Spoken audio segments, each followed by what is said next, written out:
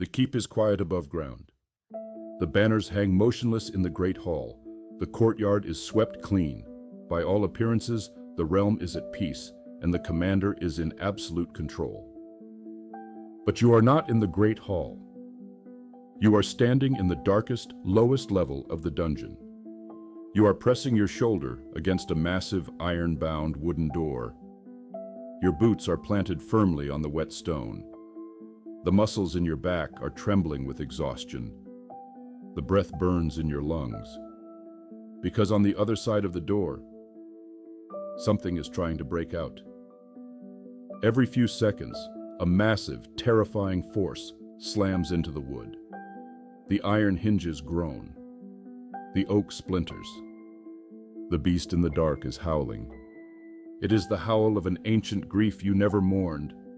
It is the roar of a childhood terror you never conquered.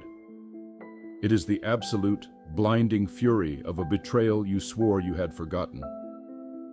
It is every single emotion you deemed too painful, too chaotic, or too shameful to feel in the light of day. You locked them all in the dungeon. You barred the door. And now, you are spending your entire life holding that door shut. In the clinical world, this exhausting, perpetual state is known as experiential avoidance and emotional suppression. In the language of the keep, it is the burden of the braced door.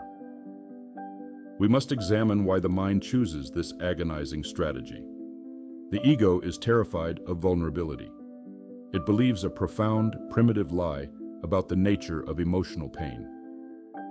It believes that if you allow yourself to truly feel the depth of your grief, if you allow yourself to acknowledge the absolute terror of your anxiety, the emotion will consume you. It tells you that the pain is a bottomless ocean, and if you dip a single toe into the water, you will drown. And so, to survive, the ego issues a desperate command. Bury it. Lock it in the dark. Do not look at it. We obey. We push the painful memories down.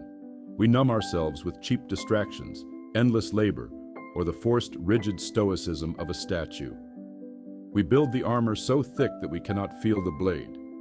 But psychology reveals a terrifying truth about the beasts we lock in the dungeon. Emotions are not static objects. They are not physical weapons you can store in an armory and forget. Emotions are pure kinetic energy. When you lock energy in a sealed room, it does not disappear. It ferments, it mutates, it builds pressure. In the dark, the beast grows larger. The grief you refuse to feel at the funeral mutates into a chronic, heavy apathy that paralyzes your limbs years later. The anger you swallowed when you were betrayed mutates into a vicious, explosive rage that you unleash on your own innocent kin. The terror you buried mutates into a constant vibrating anxiety that ruins your sleep. The beast you thought you had imprisoned has actually imprisoned you. Consider the physiological toll of the braced door. You cannot hold a massive wooden door shut against a raging beast and simultaneously command an army. Your vital energy, the strength required to forge new steel, to love your family, to learn new strategies, is entirely consumed by the effort of suppression. You are permanently exhausted.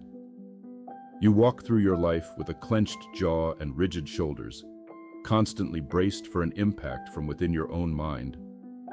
You avoid silence because in the quiet, you can hear the beast pounding on the wood.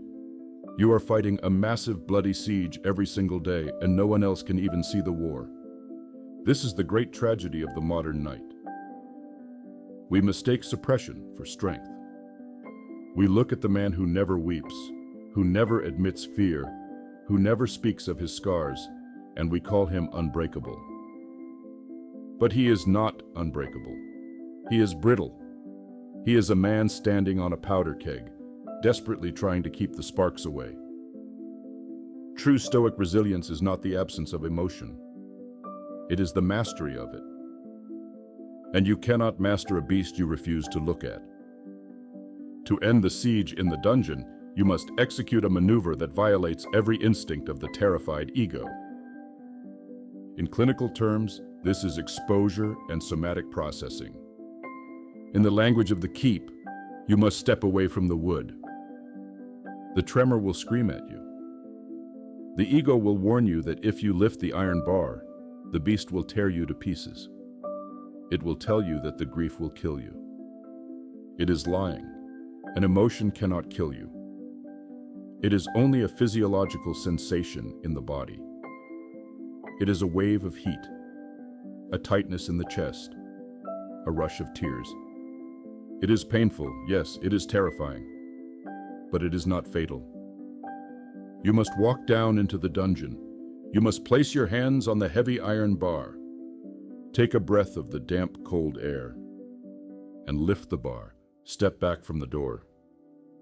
Let the beast break through. When the door swings open, the wave of suppressed emotion will hit you with the force of a physical blow.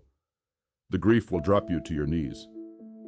The terror will make your hands shake. The anger will burn your throat. Do not fight it. Do not raise your shield. Let the wave crash over you. In psychology, this is the profound truth of the emotional cycle. An emotion that is fully felt, fully acknowledged, and fully allowed to exist naturally dissipates. It burns itself out. The beast roars, it thrashes, it exhausts its stored energy, and then, in the light of the torches, you see the truth. It is not a monster. It is just a memory. It is just a fragmented piece of your own wounded soul that has been trapped in the dark for decades, terrified and alone. When you finally stop fighting it, the howling stops. The pressure in the keep vanishes. The muscles in your back finally release. The exhaustion lifts. You realize that the energy you were using to hold the door shut is now yours again. You have reclaimed the dungeon. The keep is whole once more. Do not spend your life as a hostage to your own history. The dark is only terrifying until you bring a torch into it. Walk to the door, lift the iron, face the roar. The march continues.